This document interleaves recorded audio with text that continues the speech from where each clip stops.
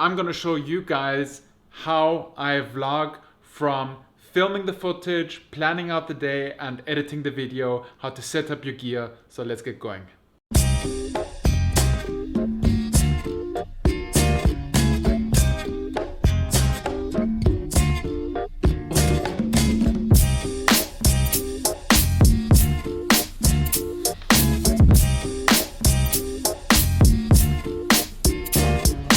So let's start off with the thing that the people worry about most when it comes to vlogging, but actually is the least important thing, the camera gear. And I'll get to it in a second why it's the least important. But here's my camera setup. I got a DJI Phantom drone, a Canon 6D full frame DSLR, a Canon 80D APS-C sensor DSLR, a G7X compact camera, a GoPro Hero 4 Plus Black Edition. I got a 70 to 300mm zoom lens. I've got a 24 to 105mm kit lens that came with the 6D. I have another zoom lens, 18 to 135mm. Then, of course, a shotgun mic, a gorilla pod, some basic lighting, and this egg timer turny thingy where you can put an iPhone on it and a GoPro. And most importantly, I forgot the camera that is filming right now, which is the Sony A7S Mark II, which I've had for a few weeks and is the absolute low light beast. I love it for shots indoors, shots at night, shots on an aeroplane, wherever. So the reason why I say the camera is the least important is you just need any camera to get started out vlogging. You can use an iPhone, you can use a GoPro, and that's what I did at the beginning. I vlogged on my GoPro. Or just a simple compact camera. Justin Gaston, a good friend of mine, got a Canon PowerShot S120 for under $100, I believe. And he does all his vlogs on it, and it's amazing. Casey Neistat used to vlog on that. Ben Brown used to vlog on that. Funfaloo used to vlog on that. So that's a great camera, very inexpensive, and anybody can get going really fast. Now, when it comes to the differences of how to use the cameras, you get cameras that have a continuous autofocus like the G7X or the 80D, or the Sony A7S that's on the tripod right now. And then you get cameras without continuous autofocus. Like the 6D doesn't have continuous autofocus in video mode, which is not the best for vlogging. As for settings, wherever you can use manual settings, use the manual settings. Set the shutter speed to either 50 or 60, depending on if you're in the US or in Europe, and set the aperture mode to automatic and the ISO to automatic. If you want to be a little bit creative and change the brightness of the image yourself, put the aperture to manual and the ISO to manual, but limit the ISO as much as you can, because otherwise you'll get a lot of noise in your footage and it just won't look pretty.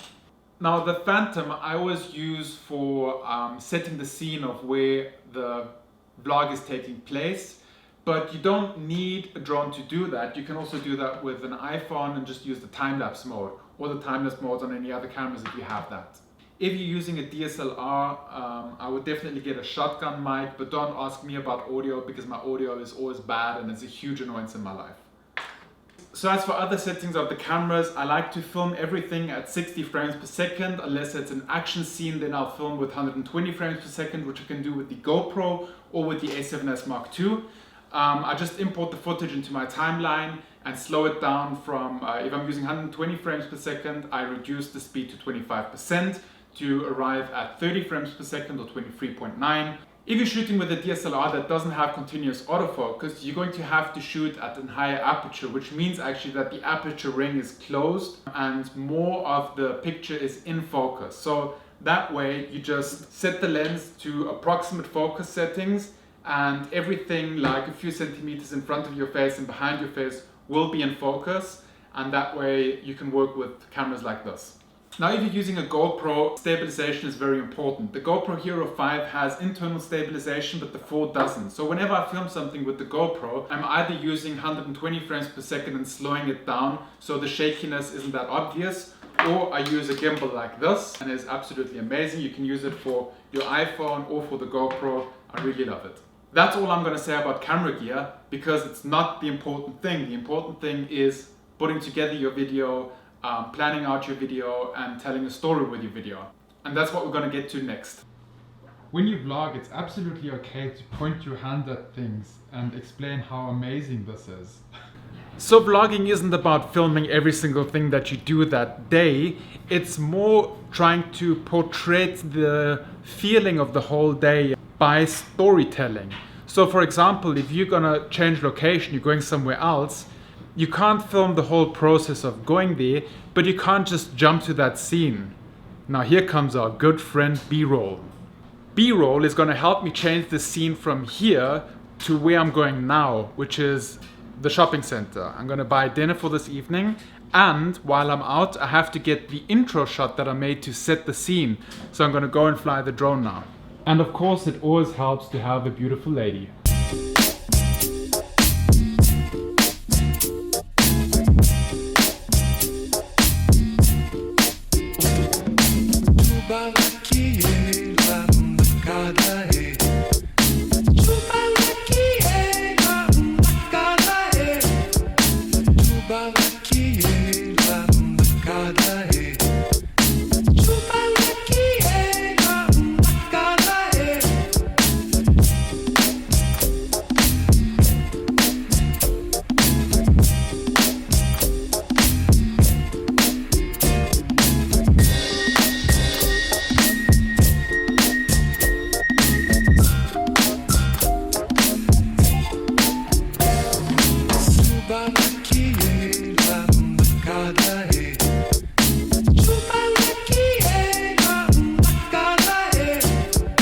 Now when you're filming drone shots, you don't want to fly too high and you don't want to fly too fast.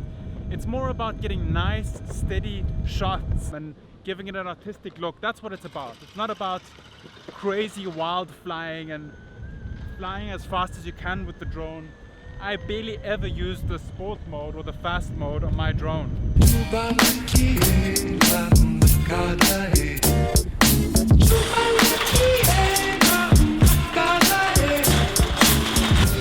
Now you can vlog while you're grocery shopping, but just be sure to not bother people while you're doing it. And if somebody asks you to stop filming, just stop filming.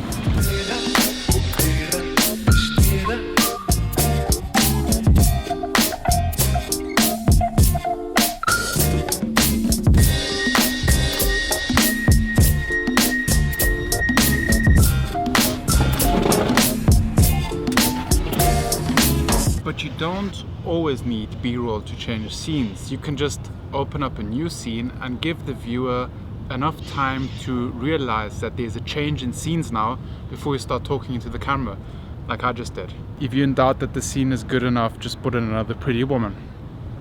No. Also try to keep your content progressive and positive on the vlogs. Like, we're working, but we're working while we're enjoying the sunset behind downtown Miami.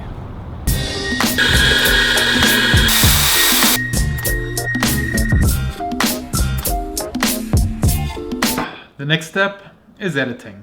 I'm going to take all the footage of the camera, copy it to my Mac, and then I'll skip through all the footage just to see what the feeling of the vlog is. Then I'll look for music for the vlog, and then I'll start editing.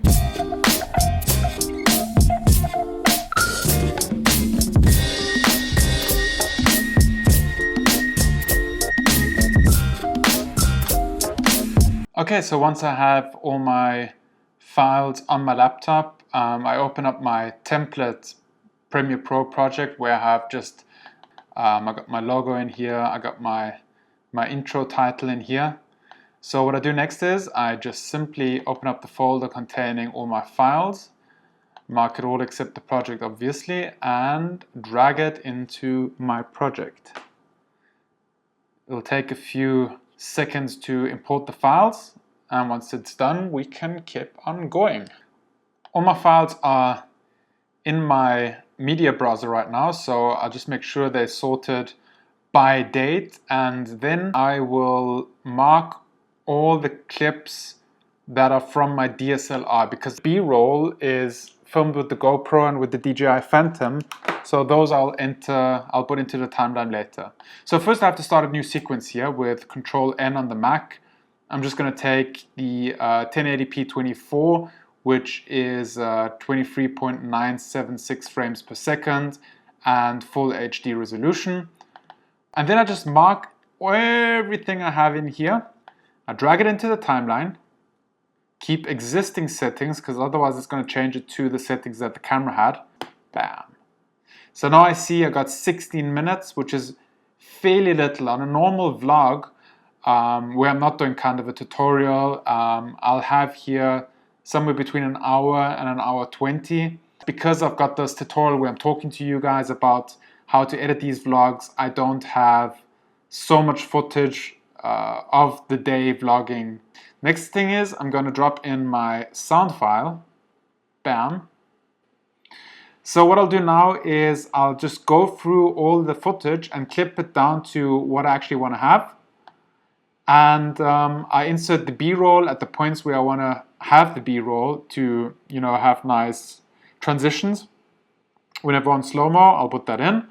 And yeah, that's it so far.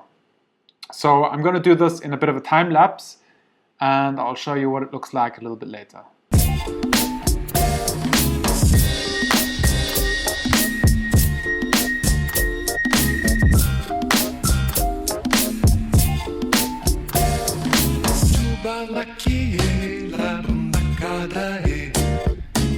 So now comes the first part where I'm going to insert B-roll into the vlog. It's the GoPro footage I got. I'm just going to time it to the music. Then I'm going to use LUTs, which are lookup tables, to do the color grading because I filmed everything in flat. This is filmed with the GoPro in Pro Tune flat mode. So you see it kind of looks boring. So now I go into color, LUT, a lookup table, and I have all the LUTs that I use here. I bought all of these online. There are a few online that are for free, but the majority, the really good ones I bought, very inexpensive. I take the summer lookup table, boom. So from there on, when you finished editing your vlog, you just export it with the presets for YouTube they give you in Adobe Premiere. You upload it, you research your keywords, you do your SEO, and you hope that 1 million people look at your video. I hope you enjoyed this small little tutorial from start to end of making a vlog. If you did, hit that thumbs up, and if you would like to see me talk about how to optimize your video so your video can actually be found, let me know in the comments down below. If I should do something better in these videos, also let me know in the comments down below. If you enjoyed this, subscribe, check out my other vlogs. They're really awesome. I put a lot of work and love into them, and I hope that you guys appreciate it. I'll see you guys next time. Goodbye.